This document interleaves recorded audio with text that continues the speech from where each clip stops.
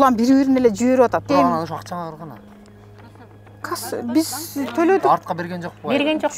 Айыл чарба министрлигине келгенибиздин себеби биз карызды оолап келдик. Ооба, бизге ушул шотту берди, ушуга төлөй бергиле. Мен сельхоз деп турбайбы? Финансы бөлүмүнөн сурап көрейин, эмнеге акча, кайда бул акча азыр? Министрдин орун басарында дагы кызык болуп атыптыр мындай жагдай. Муну мен иликтейинчи 20-жылы эмне могу толук бар экен? Паспорт алганга келгенде биздин баягы көйгөйүбүз жаралып эле ар кайсы туугандарыбызга учетко тургузган балдарымды. 2 айдын тегерегинде ошол документтерин алышат алар да. Мамлекеттик органдардын элге жана дагы баягы колунда барларга кылган өңүлап кылган мамилесин айтып беребиз. Муну биз салыштыруу менен берели. Мисалы, Ысык Ата районундагы Сынташ айыл өкмөтүнө караштуу Советская айылында бир көчө үй бүлө 30 жылдан бери документтерин ала албай келет. Алар тигил жакка барып, бул жакка барып, акыр аягында Айыл чарба министрлигине такалып, ал жактан кадимгидей өкмөттүн 42 жана дагы 874 токтому жетектөөгө алынып, акча каражатын төлөмөкчү болушат. Бирок аны дагы төлөшөт. Андан бери убакыт өткөнүнө карабай, министрлик акчаны алгандан кийин жок. Ошо менен иш токтойт, унутулат баары. Бүгүнкү күндө алар документке жетпей чыркырап жүргөн жайы бар. Ал эми ошол эле учурда 30 жылдап документ ала албай аткандарга салыштырмалуу. Ошол эле айылдан бир бала бакча жана дагы бир мектеп жеке тараптарга өтөт, дагы жеке тараптардын кызыкчылыгы үчүн иш алып барылат. Алдыңкы мүнөттөрдө көрүңүз. Мында 17 үй бүлө 25-30 жылдан бери документтерге ээ боло албай келет. Анткени тийиштүү органдар убагында тийиштүү иштерин алып барбай, ар кайсы жакка жиберишкен. Ал тургай бул үй бүлөлөргө Кыргыз Республикасынын Айыл чарба министрлиги дагы карыз. Жашоочулар мамлекеттик органдардын бардыгына ал тургай сотко чейин барышкан. Сотко барганда анан соттон карабай мындай чечим чыгарып берген. Эме 17-жылы. Эмне дейт? Эмне деп чечим чыгарыптыр бул? Сот карай албайбыз, айыл өкмөт өзү чечет деп. Анан айыл өкмөт деген мен чече албайм, сот чече албаган эмени мен чечмек белем деп ушинтип койду. Алдыкы соттун чечими ошондон бери. Ошондо бул сот бул айыл өкмөттүн деңгээлинде эле өтө турган жумуш. Ошону кана ошону. Ошол айыл өкмөт каякта азыр?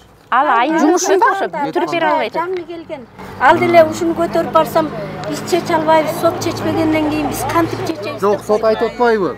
Сот айтып атпайбы? Мына сотто деле жоң иш иштебейт. Ал айтып атпайбы? Айыл өкмөттүн деңгээлинде чечиле турган жумуш экен. Комиссия түзүп беребиз деген. Бул үйлөрдө 30 жылдан бери жашап келе жатышып, бирок каттоого тура алышпайт. Ар кайсы туугандарыныкына 18 жашка чыккан балдарын каттатып, паспорт алышат. Темирлан, анан мисал менин 4 балам бар. Улуулары эркек. Паспорт алганга келгенде биздин баягы көйгөйүбүз жаралып эле ар кайсы туугандарыбызга учетко тургузган балдарымды. Жарандар буга чейин барбаган эшиктери калбагандыгын айтты.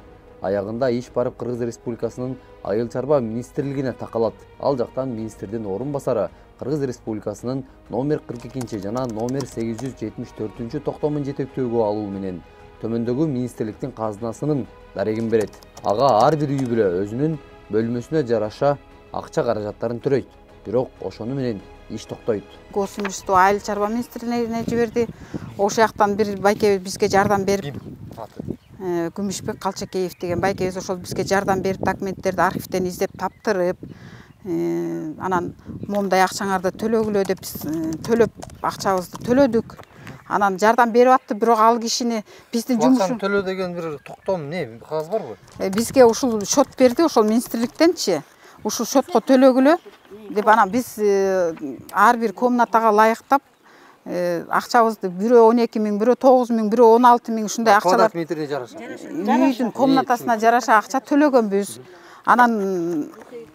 Андан кийин тиги бүтүрөй аягына чыгарганча ал кишини жумуштан алып коюшту, Айыл чарба министрлигиндегилерчи. Бизге жардам берип аткандыгы үчүн ал кишини биз барсак акырында уже бүтөйүн деп калганда жумуштан увольтетип салышыптыр. Ошо менен биздин жумушубуз бүтпөйт. Акимиятка барсак алар сотко баргыла дейт. Айыл өкмөткө барсаңар бүткүлө дейт. Ушинтип эле бири-бирине жумшап атышат. Мына 4 жыл болду мен лично чуркап жүргөнүмө. Андан бери мына бир топ убакыт өттү, күйөөм да каза болуп калды. Ал могул Мынакей бириңер 9 миң төлөпсүңөр 18 миңге сомго чейинки арка суммалар Бар, төлөп барчы ананчы. Эми ошону министрлик арткап бердиби? Мына могул жерде турат. Бул жерде турат. Министрлик мына центральный казначейство деп турат да. ооба бизге ушул шотту берди, ушуга төлөй бергиле. Минсельхоз деп турбайбы? Ооба. Биз буга чейин Анан ошо акчаңа кыргана. Биз төлөдүк. Артка берген жокпу? берген жок. Мындай да бардык жерде жумуш жазарда мынакей баланча сом бересиң дейт да. Анан аны бергенден кийин ал жумушун жасап бериш керекпи? Ошо жасап бериш керек. Жасап бербесе акчаңды бериш керекпи? жок, ал киши жасап берейин деп аракет кылып атса, аны жумуштан алып салыптыр. Биз басак кабинетин бекитип салыптыр. Айырмасы жок, баары анын ордуна бирөө жумушка келиш керек беле? Анын жумушун бирөө кылыш керек беле? Анан кийин бизге деген жана токтомдорду приватизация боюнча токтомдун 3 бөлүгү жок болуп атат. Бул министрликтер чогулуп туруп, ошол токтомду ордуна койсо анан ошондо бүтөт деп ал киши бизге түшүндүргөн. Анан андан бери ал киши жок болсо биздин ишибизди уланткан киши жок. Айыл өкмөткө бардык, айыл өкмөттөн акимиятка бардык, кадастрга бардык. Улам бири-бирине эле жиберип атат. Эми дагы 2 ай деген убакыт берди, билбейм. 2 айда бүтөрүнө ишенбей, ошон үчүн биз силерди чакырдык да, биздин үнүбүз президентке жетер бекен деп. Биздин айыл өкмөт менен акимият бүтүрүп беребиз деп сөз берди. Бирок эми бул биздин документ тапшырганыбыз айыл өкмөткө августта тапшырганбыз да. Андан бери бүтпөгөн үчүн убакыт өтүп атат. Анан кийин документ керек деп анан силерди чакырганыбыз ошол. Айыл чарба министрлигине келдик. Айыл чарба министрлигине келгенибиздин себеби биз карыздоо келдик. Кайсы карыз десеңиздер, баягы Сынташ айыл өкмөтүндөгү Советская айылындагы элдердин бул министрликке үйлөрүн документтештирип берүү үчүн төлөгөн акчасы. Аны дагы министрлик ошо убагында министрдин орун басары Кыргыз Республикасынын өкмөтүнүн 42-чи жана дагы 874-чү токтомун жетектөөгө алып чыгарып, жана дагы ошол министрликтин шотун берген экен. Ал шотко жарандар акча каражатын төлөгөн, бирок эч кандай кызмат алган эмес. Кызмат албагандан кийин ал акча кайра артка кайтарылышы керек деген суроо бар. Ошо карыздоолганы келгенбиз. Анан ошол министрликтин казынасына түшкөн акча элдерге кандай болуп калат, же алар сиздер кызмат кылбагандан кийин деген суроо болуппайбы?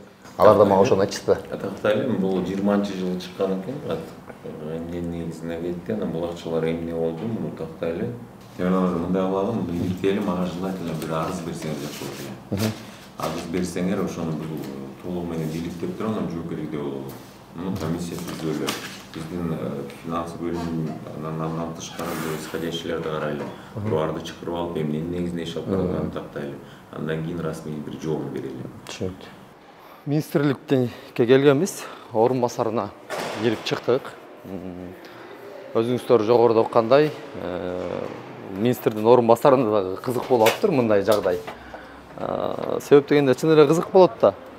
Акчалар кайда кетти? Төлөнгөн акчалардын баягы жообу деген болчу эле да. Анан төлөнгөн акчага сөзсүз түрдө кызмат болуш керек. Элдер кызмат албагандан кийин ал акча кайсыл жакта деген суроо бул жакка дагы жаралды. Анан бизге айтты, ошо арыз жазып кетүүнү, 14 иш күнүнүн ичинде карап берүүнү, комиссия түзүүнү, бул ишти иликтөөгө алууну айтты. Сөзсүз түрдө мунун дагы жообу болорун убадалады. Сынташ айыл өкмөт башчысы бул маселе анын карамагында экендигин, ал Тургай райондук администрациянын дагы карамагына алынгандыгын айтты. Мындан сырткары 2 айдын ичинде бул маселе толук кандуу чечилерине убада берди. Амнистия боюнча мыйзам чыгып, жанагындай мыйзамдаштыруу боюнча чыгып, анан арыздар менен кайрылышкан. Алардын тургундары менен да сүйлөшкөнбүз. Ошол жердин тургундары менен дагы кадастр мамлекеттик ишканасынын дагы жетекчиси да келген, ошолор менен сүйлөшүп, Кудай буйрса бир 2 айдын ичинде решенияларын чыгарып берип, 2 айдын тегерегинде ошол документтерин алышат алар дагы. Жогоруда бардардын иши тез бүтүп, карапайым элдики 30 жылдап созулат деген сөз болгон. Буга мисал ушул эле Сынташ айыл өкмөтүнө караштуу Советская айылында жайгашкан жападан жалгыз бала бакчанын жеке колго өтүп кетиши, сатылып кетти деген сөзгө бул жарнамага чыккан сүрөт далил. Өзүңүздөр көрүп тургандай, жылдар өтүп объекттин баасы көтөрүлгөндө минтип сатуу үчүн жарнама берилген. Биз айыл өкмөттөн бул тууралуу сурадык. Жумушка жаңы келгенде эле ошол баягы соц объекттердин баарын бир сыйра кыдырып, документтерин териштиргенбиз. Ал боюнча азыркы бүгүнкү күндө дагы совхоз бириккен деген азыр ошол советский айылынын тургундары ошол совхоз болуп действующий иштеп турат. Совхоз жерлери бар, өз немелери бар. Бул совхоздун тарыхы бул Ивановский госписхоз деп койчу экен, ошол жакка карачу экен. Совхоз, биздин совхоз. Анан ошол жактан бир кандайдыр себеп менен азыр маалымат алсак, кандайдыр себептер менен бир банкка залогко коюлган экен. Убагында бир 98-2000 жылдары окшойт. Ошол маалдарда банкка залогко коюлуп, акчасы төлөнбөй калып, анан ошол банк аркылуу башка адамдарга сатылып кетсе керек. Мектептер жана мектепке чейинки имараттар, мектеп, детсадтар деген неме бар. Ошолорду сөзсүз түрүндө кайтыш керек деген указ президентте бар. Мен оюмча эми кайтып берсе деле жакшы болмок. Себеби ал тарапта азыр бизде бала бакча жок, элдердин көптөн суранычтары ошол бала бакча болуп атат. Биринчи көйгөйү бул бала бакча болуп атат ошол тарапта элдердин. Түшүнүктүү. Себеби айыл өкмөт боюнча бизде бир эле бала бакча иштейт. Ал Телман айылында жайгашкан. Телман айылында ал 75 орундук эле бала бакча. Анан советский айылынан алып барыштагы бирке жолу да алысыраак болуп атат. Анан орун да жок болуп калды азыр. Эми элестетиңиз, айылда бала бакча жок. Бала бакча имараты жарнамага коюлуп, сатылып жатат. Биз мүлк ээсин ачыктообону туура көрдүк. Анткени ал ыктыярдуу сатып алуучу болуп эсептелинет. Кеп мүлктү банкка күрөөгө коюп жиберген тарапта. Андыктан бул ишти тийиштүү органдар тыкыр кароого алып, иш алып барат деген ишеничтебиз. Жалп кылды эле. Мектеп сатып здание мектепти да бар. Ошондой болуп калды ошол. Мен айтайын, мен мерге бир секундта туруп эметим келбейт да. Эгерде өкмөттүкү мектепке бериш керекпи? Мектепке бериш керек. Ал сиз биякта ишмердүүлүктү эмненин негизинде кылып атасыз? Аркыңызчы аркылда мектеп болуп коюп. Ошо мектептин зданиясы болуп. Зданиясы болчуму да. Анан муну чоңдор өздөрү эмне мафия кылган өздөрү билет. Жок, сиз антпесеңиз баягы эл үчүн колону ойлоп атасың го эмне мерде. Мен эме алган жокмун. ТРМ уже көрүнбөй алган бул. Эрлан өз тазалады. ТРМ чырмоок басып көрүнбөй вообще жок болуп калган да. Оң ичинде көчүп кетем. Эч проблема жок burada. Ушул эле Сынташ айыл өкмөтүндөгү Ротфронт айылында мектеп бар. Мектептин карамагына кирген. Бул имарат бүгүнкү күндө тигүүчү жай болуп эсептелинет. Бирок убагында мектеп болчу. Азыркы тапта эмне себептен билим берүүгө багытталган иш-чаралар өткөрүлбөй, жеке ишкерлик иш-аракеттери болуп жаткандыгы баарына бүдөмүк. Имарат мектеп болуп эсептелет. Ушул айылдын мектеби.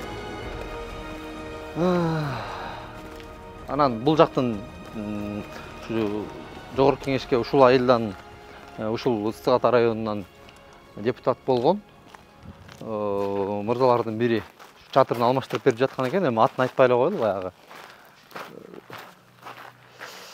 пиар болуп калбасын деген. Анан бул жакта эң кызык нерсечи, бул өзү мектеп, балдар окуйт. Анан таар. Бул да мектеп сири карайт да тур, начальник класс окуйбу? Аркы немеси эмне болду эле тиги жанагы? Шойн секчи. Кимдики? Ал Эрлан деген го дейм. Топурак мектеп, здание мектептики да бар туурабы? Ошондой болуп калды ошол. Андere эми мурдагы эмелер билет да. Мурдагы чоңдор мурдагы эмелерчи өздөрү. Ал эми бул документтерге көз чаптыра турган болсок, Ротфронт айыл чарба бирикмесинин төрагасы менен Ротфронт орто мектебинин директору Бексултановдун ортосунда келишим болгон. Анда өзүңүздөр көрүп тургандай, мектеп имаратынан бир даанасы, кол өнөрчүлүк, сарайдын экинчи бөлүгү дааратканаларды баш кылып өткөрүп берген. Өмүрү агай. Биякта элдер Жалып кылып. Жалып кылды эле. Мектеп сатып бердипти. Правильно, сиз айткан жок албетте. Тактай ретинде анан не болду эле, кандай болду эле, баягы билим берүү мыйзамына деле дал келип кетмеспи. Ошон үчүн кызыгып сурап келип калганыбыз ошол болду биздин. Мен мектеп, жаңы мектеп салат. Хозяйство салып берем го дейм, ошо мен билгенден. Тиги мектепти. Тиги мектеп салып берем. Эки этажды. Эки этажды. Бул фальттын немеси менен, демилгеси менен салынат. Ошондон кийин ошол учурда жаңы мектепке берип, анан бул мектепти хозяйство алып мекбак кылган. Ким? Хозяйство Фалик, ошол жанагы окууханын председатели, директору да. Ошол. Ал сиз биякта ишмердүүлүктү эмненин негизинде кылып атасыз? кимдин уруксаты менен кантип? Кандай уруксат?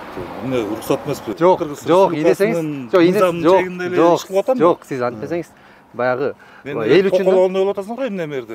Мен мерден эме алган жокмун да.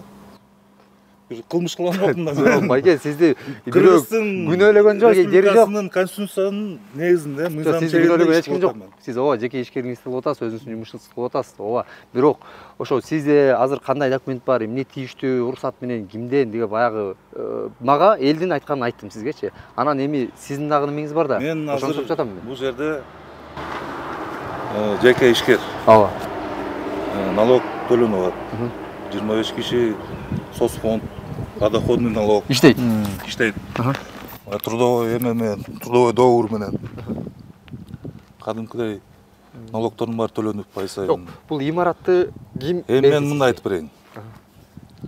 Баягы бул 95-жылы бөлүнгөндөн кийин колхоз иштеп турду. Анан жылдан жылга колхоз чачырап, үлүштөр бөлүнүп кетип атты. Жер менен бөлүнгөндөр жер менен кетип атты, техника менен кеткендер техника менен кетип атты. Анан кийин бул жол чындыгында бир каралбай калды бир. 10 жылдай бир каралбай калды. Туруп калды. Анан мен ОКХнын председатели бар. Омуралиев Улан. Жашоочуларга бир иш ордун ачып берейин деп кайрылдым. Şu зданияңар бекер бош турат. Арендасын төлөйүнбү, жагандай жол жобосун айтыңыз. Жол жобосун айтыңыз. Эгерде айыл тургандарына жумуш бере турган болсоң, мындай эле кирпиштер. Баягы бош тургандан көрө кирпиштей берип койдум. Мына ошо мен иштеп атам. Түшүнүктүү. Мен да бир информация берип кетейин. Элде может ошондой информация эткендер, мен ошол жерде келип ээлеп алды, сатып алды депчи. Ошондой болот атабы? Мен айтайын, мен мерге 1 секундта турум эметим келбейт да. Эгерде өкмөттүкү мектепке бериш керекпи? Мектепке бериш керек. Мейли, балдар эме болсун. Мен 1 мүнөт эметпейм. Бошотуп берем. Мен эч мердемем жок. Сынташ айыл өкмөт башчысы бул ишти жакын арада эле билип, тигүүчү цехти иштетип жаткан жеке ишкерге барып, имаратты бошотуп коюусун өтүнгөндүгүн билдирди. Президентибиздин указына ылайык кайрадан эле бул мектептин имараты болуп катталып калган, эмеде реестрде мектеп болуп турган үчүн биз азыр буларга жана жетекчиси менен сүйлөштүк, жетекчисине кат жөнөттүк. 10 күндүк срокто баардык имараттын ичиндеги эмелердин баарын бошотуп чыгарып бизге кайра өткөрүп бергиле деп. Баягы өткөрүп берсе, биз аны бошотуп берсе, биз ал жакта каттайбыз. Өзүбүздүн балансыбызга.